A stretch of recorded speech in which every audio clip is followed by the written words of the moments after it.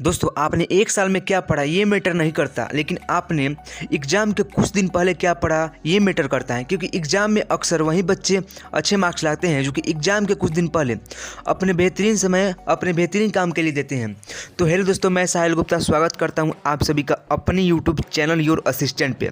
दोस्तों आज मैं आपको 21 दिन के लिए या फिर अभी एग्ज़ाम से जितने दिन पहले देख रहे हो उसी दिन से अगर आप इस 5 टिप्स को अप्लाई करके पढ़ते हो तो आपको टॉपर होने से कोई नहीं रोक सकता। टॉपर तो नहीं, लेकिन अगर आपका तैयारी 50 से 60% लाने का है तो आप 70 से 80% लाओगे। अगर आपका तैयारी 80% लाने का है तो आप 90 से 95% तक ला सकते हो, लेकिन उसके लिए आपको मेहनत करना पड़ेगा।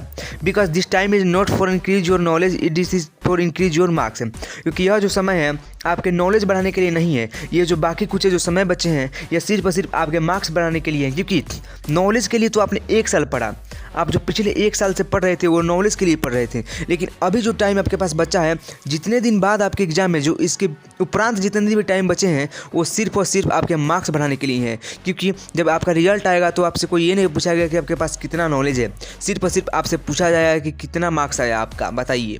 अगर आपका मार्क्स अच्छा आएगा तो आपको लोग अच्छे नज़र से देखेंगे और आपको समझेंगे कि आप कुछ कर सकते हो और आपको प्रेरित करेंगे।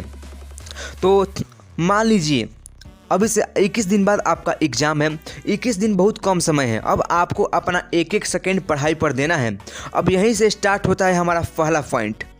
दोस्तों इस वीडियो में मैं 5 पॉइंट बताने वाला हूं और इसमें जो दूसरा और तीसरा पॉइंट है वो तो मेरा फेवरेट है और दूसरे का प्रयोग करके मैंने अपने बोर्ड एग्जाम में 90% स्कोर किया था। विश्वास नहीं हो रहा, देख लो स्क्रीन पे। तो चलिए दोस्तों शुरुआत करते हैं। Number 1, don't waste your time. दोस्तों अभी का जो समय है आपके पास बहुत कम समय बचा हुआ है और अभी आप अगर टाइम की बर्बादी करोगे तो आपके लिए बहुत ज़्यादा घातक साबित होने वाला है और आप एग्ज़ाम में कुछ नहीं कर पाओगे। जी हाँ, फर्स्ट डिवीज़न तो कोई भी ला लेता है। और मैं ऐसा नहीं बोल रहा हूँ फर्स्ट डिवीज़न लाना मतलब कोई गलत बात है, कोई भी ला लेता है। अगर आपको अच्छे रूप में विकसित होना तब वो टॉपर बनना पड़ेगा ताकि आपका एक अलग पहचान बन सके। तो इसके लिए सबसे पहले आपको सोशल मीडिया सारे डिलीट कर देना है, क्योंकि सोशल मीडिया बहुत सारा समय आपका बर्बाद कर रहा है। तो सोशल मीडिया 21 दिन के लिए मतलब डिलीट ही कर दो, एकदम चैलेंज एक्सेप्ट कर लो मेरा और डिलीट कर दो सोशल मीडिया। और दोस्तों अभी जो टाइम है ना हार्ड वर्क करने का नहीं है, स्मार्ट वर्क करने का है। तो स्मार्ट वर्क करना है आपको और आगे के पार्ट में बताऊंगा, मतलब इसी वीडियो में आगे बताऊंगा कि स्मार्ट वर्क में क्या क्या करना है। और दोस्तों अभी टाइम बर्बादी का सबसे बड़ा एक और कारण है, क्योंकि हम लोगों का पढ़ने का कभी कभी मूड ही नहीं रहता है। किसी दिन मन करता है कि आज मैं पढ़ूंगा नहीं, तो उस दिन आप क्या करो, तो जिस दिन आपका पढ़ने का मूड ना हो उस दिन आप सॉन्ग सुन कर पढ़ सकते हो।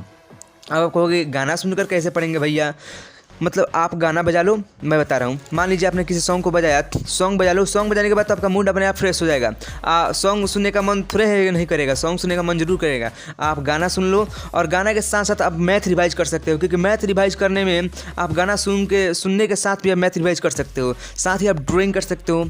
मान लो आपने गाना बजाया और साथ में ड्राइंग कर रहे हो, इससे आपका बायोलॉजी में बहुत सारे ड्राइंग रहते हैं, उन सब का रिवाइज कर सकते हो, मैथ का रिवाइज कर सकते हो। यानी कि गाना सुनकर भी आप पढ़ सकते हो जब मूड ना हो। तो जब मूड है तो आपका पढ़ने का मन लगेगा ही, बिना गाना का भी पढ़ सकते हो।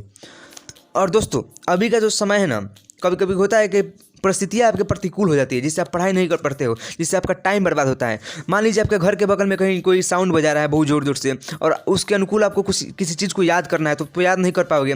तो आपको उस समय चालाकी करना है, आपको उस समय उससे दूर कहीं शांत माहौल में टहलने चले जाओ। हाँ, टहलने चले जाओ और मन को चिंतन करके रिवाइज करो, मन में चिंतन करो और रिवाइज करो।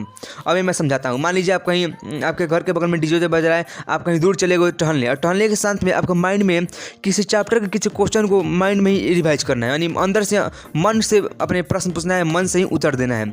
ये बहुत अच्छा तरीका है रिवाइज करने का, मतलब ऐसे करोगे ना तो वो चीज़ आपको बहुत दिन तक याद रहेगा।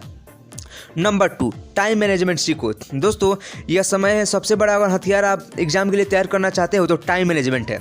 मान लीजिए आपको एग्जाम को क्रैक करने के लिए, फिर एग्जाम को मतलब पेपर करने के लिए 3 घंटे समय दिए जा रहे हैं, तो आपको कोशिश करना है कि वो क्वेश्चन 2 घंटे 30 मिनट में ही हो जाए, क्योंकि 30 मिनट तो आपको कुछ इधर उधर करने में और क्या बोलते हैं उसको चेक करने में लगेगा। यानी कि 2 घंटे 30 मिनट में आपको तैयार कर लेना है। इसके लिए करना क्या है, इसके लिए मॉडल पेपर सॉल्व करना है, क्योंकि मॉडल पेपर एग्जाम के तर्ज पे ही होता है, एग्जाम के जैसा ही पेपर होता है। जब आप इसे सॉल्व करोगे तो आपको एग्जाम देने की आदत लग जाएगी, आप बहुत जल्दी क्वेश्चन पेपर को सॉल्व कर लेंगे। और साथ ही आपको पता करना है कि आपका एग्ज़ाम यानी कि एग्ज़ाम का रूटीन कब सा है। मान लीजिए आपका एग्ज़ाम जो है वो मान लीजिए 2 तारीख से 9 बजे से 12 बजे सुबह में आपका एग्ज़ाम होगा, यानी कि 9 से 12 आपका एग्ज़ाम हो, तो आपको यहाँ पर एक चालाकी करना है। आपको करना है 9 से 12 रोज़ मॉडल पेपर सेट करना है, यानी कि 9 से 12 आपको एग्ज़ाम देना है रोज़। कैसे एग्जाम देना है? मॉडल पेपर बनाओ, वो भी एग्जाम के जैसा ही होता है। यानी कि 9 से 12 अभी जितने भी टाइम बचे हैं 9 से 12 बैठ कर आप पढ़ाई शुरू कर दो, आप मॉडल पेपर बनाना शुरू कर दो। इससे उस समय यानी कि 9 से 12 आपको पढ़ने की आदत हो जाएगी, और जिस दिन आपका सच में एग्जाम होगा उस दिन आप बहुत अच्छा करोगे, और उस दिन आपका मूड मतलब पढ़ाई के मूड में होगा और माइंड आपका एक्टिवेट रहेगा। नहीं तो अगर मान लीजिए कभी कभी ऐसा होता है कि हमारा पढ़ने का मूड ही नहीं होता है, वैसा अगर एग्जाम के दिन हो गया तो क्या करोगे? तो इसके लिए बहुत बढ़िया कारगर उपाय है। Number 3, solve your previous year question. दोस्तों जितने भी टॉपर होते हैं, चाहे कहीं किसी भी मतलब क्षेत्र का टॉपर, उससे पूछोगे कि भाई साहब सबसे कामगार मतलब कारगर जो उपाय था या फिर कोई आसान तरीका बताओ एग्जाम को क्रैक करने का, तो बोलेगा भाई साहब आप प्रीवियस ईयर क्वेश्चन पढ़ लो, उससे बहुत सारे क्वेश्चन लड़ते हैं। एकदम सत्य वचन है, क्योंकि प्रीवियस ईयर क्वेश्चन से 40 से 50% सेम टू सेम क्वेश्चन आ ही जाते हैं किसी भी हालत में। तो इस आपको करना क्या है? 5 साल तक सभी सब्जेक्ट के कम से कम सभी सब्जेक्ट के 5 साल तक प्रीवियस ईयर क्वेश्चन कर डालो। बहुत ज़्यादा आपके लिए हथियार बनेगा, बहुत बढ़िया हथियार। Number 4, revise your all flowing book. मेरे कहने का मतलब है आपका बुक जो आपका जो बोर्ड है जितने भी बुक्स फॉलो करता है उस सब को चैप्टर वाइज रिवाइज करना है। इसके लिए करना क्या है? मान लीजिए किसी बुक को आपने उठाया, उसका फर्स्ट चैप्टर आपने खोला और फर्स्ट चैप्टर को रीड करना है। रीड करने के बाद डायरेक्ट नोट्स खोलना है। अगर उस चैप्टर का आपने नोट्स बनाया है, नोट्स खोलिए और नोट्स से एक क्वेश्चन पढ़िए। मान लीजिए आपने एसएसटी पढ़ रहे हैं और एसएसटी में आपका चैप्टर है लोकतंत्र, और उसका नोट्स में फर्स्ट नंबर आपने लिखा हुआ है लोकतंत्र क्या है। तो लोकतंत्र क्या है इसके प्रश्न को बोलना है, उसके फिर उसको उत्तर को आप पढ़ो और समझो। उत्तर को जब पढ़ लोगे समझ लोगे तो अपने सामने एक क्रिएटिविटी क्रिएट करो कि आपके सामने कोई बैठा हुआ है और उस चीज़ को उसको समझाने की कोशिश करो। यानी कि आप टीचर के रूप में आप काम करो, उसको समझाने की कोशिश करो। इससे आपको बहुत अधिक याद होगा, और यही होता है रिवाइज करने का असली तरीका। कुछ बच्चे क्या करते हैं, सबको पढ़ते जाते हैं दोबारा और उसी को रिवाइज समझ जाते हैं, लेकिन ऐसा नहीं करना है।